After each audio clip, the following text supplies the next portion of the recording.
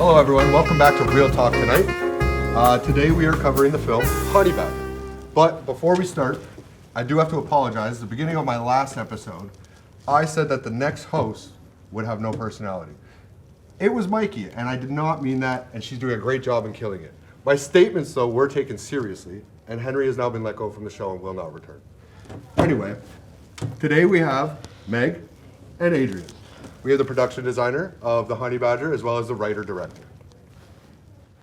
Hi, guys! Adrian, can you start by telling us what this film is about? So basically, Honey Badger is the story of a mom and her son during the apocalypse, and when the mom suddenly falls fatally ill, her son is forced to take matters into his own hands and fight her conflicting ideology. It's heavy. Can you please explain the symbolism or the metaphor behind the honey badger itself and how that's represented in the film? So yeah, I don't know exactly where I found specifically the honey badger of all animals, but basically in doing some kind of research, I found that the honey badger is an animal that is both very violent in its nature and very protective of its family and its young specifically, and even more specifically, mother badgers to their younger children. They're super protective, and compared to other animals, they stay with their young and they don't like get rid of them. It takes much longer and it's much later, and so that idea was something that was very similar to the dynamic of the mom and the son in the story, so it just felt like a natural metaphor that worked really well within the context of the story. Do you resonate with that yourself? Like, did you pull from your own life for that? Or? I find the relationship very important. Like originally it was a father-daughter dynamic, and we changed things around and we just found the mother-son dynamic much more relatable, and I have a close relationship with my mom, so it was very easy to pull from. Obviously not the extremes of living in an apocalypse, but that kind of idea was super easy to pull from. Yeah, nice. We're gonna go to Meg. The cabin itself, how did you approach making it feel both like a shelter and something that's been picked apart over time during the apocalypse? Well, beautiful location, so that definitely helped. Pond, everything felt like really nice, and I was like, when I saw it and it was all made of wood, super excited. So just like trying to make it feel more lived in, like adding the wood on the windows, you know, to show like someone had probably been there before, dragging in like real dirt, leaves, all of that to make it feel actually lived in. You know, like the picture frames, we broke all of them so that, you know, it didn't feel new and clean, and like they were a little crooked, and like things were purposely misplaced to like, I don't know, bring the environment to life and like make it feel like they had maybe been there for a while too. To kind of just make it an abandoned, also just fit perfectly. Yeah. Were there any design choices you had to pull back on to keep things more grounded? Yeah, well, so I wanted to do like vines on the outside of the cabin to make it feel like, I don't know, more abandoned, I guess, like it was like hidden somewhere. But like without breaking or damaging the wood. I didn't think it would be possible. And then also, I was gonna use a honey badger skull, but somebody didn't want to use it. Sorry, who was that, somebody? Okay, thank you. Somebody. Sorry, I just needed to clarify. Even though I had taken the time to do all this research for 3D printing, found one, painted it, you know, whatever, it's fine. And then So it why didn't end up getting used. didn't that skull... Time constraints, basically. It Like just pre-production time or just... No, it was just like we had it ready. We had the skull ready, and it was supposed to be like an insert of we were gonna like dig it into the dirt and like make it look like it was like something had naturally died there. So you just had to cut the shot. But yeah, every single to time cut we the needed shot. to do it, it was nighttime and we couldn't do it, and then we considered doing snow. it as like an insert Right. later on after we finished filming, but we just never had time for it. It's okay. Things happen. The final reveal, which I'm no spoilers, it's pretty devastating. What did you want the audience to feel in that last moment? You can spoil it if you want, but I'm not going to do that. I won't say specifically what it is, but it's kind of just like an overwhelming like dread in everything really, because like a big central theme of the story is Peter, the main character who's on the poster, he's a young kid and he's lived in the apocalypse for years now. It's something that's been happening for like over almost I think a decade now. I think the exact time is like 8 something years. So like him living in an apocalypse since he was younger and him being completely desensitized to violence and like horrible things happening around him and the idea that other people are bad and to stay away from other people was like such a central idea. So then finishing on such a strong note of like things have gone like really downhill, especially at the end, is like it felt like such a strong ending. And yeah, that's mainly it, is just to really feel the impact of everything. So with content like that, without spoiling it, but then also even in the poster, the kid's holding a gun. Were there any challenges with having that child casted? Well, we had a major challenge where we found Max, our actor, who was a fantastic actor. He was amazing on set. He was amazing beforehand. Even like you were our casting director, so you knew you knew more than anyone. Like we all unanimously agreed he was our number one Across the choice board. through the whole thing. We offered it to him. They, I think, almost agreed, or they did agree. And then like a few weeks before, we got an email from his mom saying that her and her husband didn't feel comfortable with him doing it anymore. And I went and contacted her and sent her a whole email explaining why we really wanted them to do it and why, like her main issue was the subject matter and her son having to hold a gun and him doing certain things with that gun. And then eventually, after she read the email, she came back on and then everything was smooth from there. But yeah, that was really the main concern. He was great. I'm so glad great. you were able Yeah, to he retain was him. fantastic. It worked out really well. Now, just since we're speaking about him, I watched you direct, and you were incredible. Despite the setbacks that we had, whether it was casting or whether it was on set, you were just as good with Caroline and Tim as you were with Max. As a first-time director, what was your biggest takeaway with working with such a different in cast? Well, first, thank you. Yeah. I do really appreciate it. I always like wanted to make it a point of like my first thing was to go over to him and tell him specifically what the issue was. Like if it was a camera issue, I would explain to him what the camera issue was. If it was a sound issue, I would explain to him what the issue was, so that he in his head isn't thinking to himself like, oh, I keep messing up and they don't want to tell me. Because that was like the one thing I didn't want to happen to him, is like he's a young kid. He's mainly only done theater before this. So like making sure that he knows if there was an issue with him, I would tell him and like we'd work on it obviously, and he's fully comfortable with that. But it was mainly just like every time we're resetting, if we're just resetting and going again and again and again and he doesn't know why, I don't want him to start getting in his head and thinking like, Yeah, you want to discourage him. like keep his confidence up and make sure that he knows this isn't a problem with him and he's doing a good job.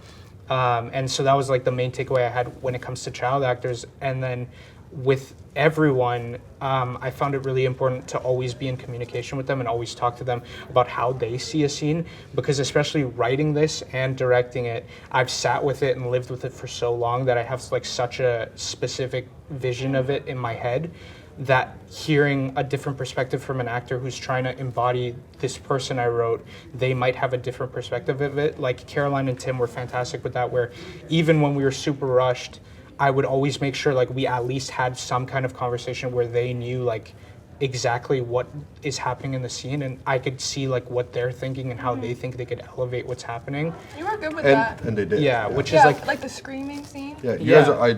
I remember you guys were very open with each other and actually had discussions, and you would take your time. Poor Sawyer, who Yeah, kept yelling like- at you, but you took your time Yeah, to explain exactly. what exactly your vision was, and it did work out well. Yeah. Meg, designing the cabin and even the lake with the bike is one huge part of your job. But what was it like having to handle so much food, since the writer was very, very clearly hungry right in the script? There's bark and berries and soup, the soup, and then potatoes and human. Spoil Well, it. oh yeah. That's fine.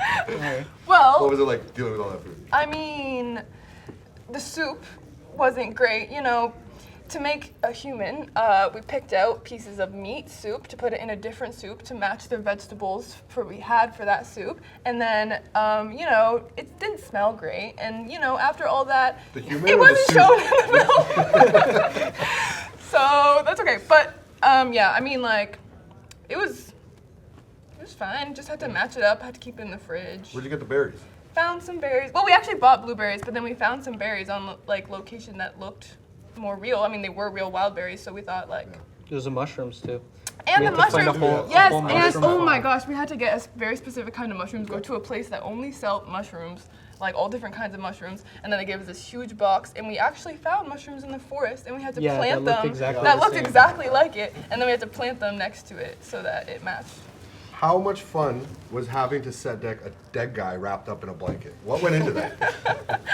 Well, at first we used like, actually that was a very rushed scene. I remember we were like really Yeah. behind, and I had to like improvise. So I think I grabbed like a sound blanket, like backpacks, one of the backpacks off the wall that you couldn't see, Yeah. and we just like tried to shape the height of him and his like body. So that's what we did for that. Oh, I used my jacket, which was white, and we had to pour blood on it, so that was very risky, but And then didn't get blood on it. Katie. And then after we used Katie, my Literally used her. wonderful art director, Yep. used her body, but she's not as long as him, so I had to stuff her up also. And then I was like, I'm so sorry if blood gets on you and whatever. And she couldn't really breathe, but we had to keep like pulling it down so that she Yeah. could breathe. She was a great dead guy. She was great. She didn't Yeah, she really move. You was. couldn't see. Yeah, she was great. Adrian, there were a ton of setbacks on set. The location was fantastic for what we needed to accomplish in the script, but the time of year, how cold it was, the lack of power, among other issues. Can you speak on the issues we faced and how we pulled it off? Well, it was a lot of issues. Our first day, we went 3 hours behind on our first shot of the day. So it was like a very, very stressful 3 days of shooting, especially the first day. Though, like we got, Sorry, 3 nights. yes, 3 3 nights. Nice. three Yeah. nights of shooting, yeah. Because shooting, like we were setting up during the day, but then when it got to nighttime, we had to keep setting up, and it Couldn't was see. yeah, you couldn't see. It was See, you cold. Couldn't feel. It was- Issues with the generators. We had issues with most of the gear, and like everything just kept getting set back. So it was a lot of it was just thankful to our crew. Like we had a really good crew. Who like even through all of that, like especially our camera team, we had a lot of issues with batteries and like certain things with the camera, and everyone just kind of adapted and kind of just worked their way through it. Like we had like Andrew, our camera operator, was great, and Olivia, our first AC, we literally had her walking beside the camera, focus pulling, because we had to have it directly attached, like we couldn't have her at a separate area. Jana was great, our second AC, going back and forth and getting everything we needed. So like our camera team was super crucial. Our first AD, Sawyer, who I gladly sing his praises as much as I can, because like going 3 hours behind and still making our day, like we moved one shot to the next day, but we got everything we needed. We tweaked the little things here and there, but it was like our scheduling and working with him was like super crucial. Yeah, so we were so lucky to have him, and like just the whole crew in general just being fully focused on like we're behind, but we're still like we can still make it, and everyone was super helpful for that. Literally every single day, like every single day we got behind at some point, at one point or another, and then every single day we made it still on time and we got everything we needed. So other than the Badger skull. the Badgers. Yeah, Well, that's- speaking on these setbacks, the monitors didn't work, and I heard your script supervisor had a real tough time He's a big complainer. doing his job. He's a big can complainer. you please speak on that? He was just script moaning the supervisor. whole time, like the entire time. Yeah, I Yeah. don't know, like. Yeah. He messed He was up like running a around. lot of No, shots. I think I improvised very No. well. He messed up a lot of Running shots around, too. back and He kept forth. like going on the walkies while we were shooting because he was complaining. Well, Yeah, I a lot of couldn't issues. do continuity. I had to follow everyone and just record data. The one time my monitor did work, it's because the dead guy didn't really look dead, and I was able to run in there and Save save the the day day. for that shot. You're right. Take But- all the credit. It was No, all you. I take that credit, not all the credit. Fair. Now, we didn't get a full explanation of how this apocalypse happened, and what's going on in this world, in the film. But is there any way we can get a backstory on this, and who is doing those sexy, sexy voiceovers? Can you please look at that camera and tell Which one? tell the audience? The far camera? Yeah, that. Oh, that one. Okay. sorry, that this one. I'll look at mine while you're The saying Honey Badger Instagram, you can find out more. The voiceovers, they're not great. They're okay. Hey. Done by the podcast host Justin. It's for my demo reel. Yeah, doing great. But Great voiceovers. check out the Honey Badger Instagram because there is content Yeah. going out until the screening. He did all right. is No, what it we'll was say. fun doing that and being part of your world. And I'm just being an ass right now. Where can we see this film and when? Hot dogs. Ted Rogers. Hot Dogs, Ted April? Rogers Cinema, April 16th. Tickets will be on sale soon for general admission. The trailer for the Honey Badger will be out soon too. Please follow Real Talk Tonight on Instagram. Thank you, everybody, and have a good night.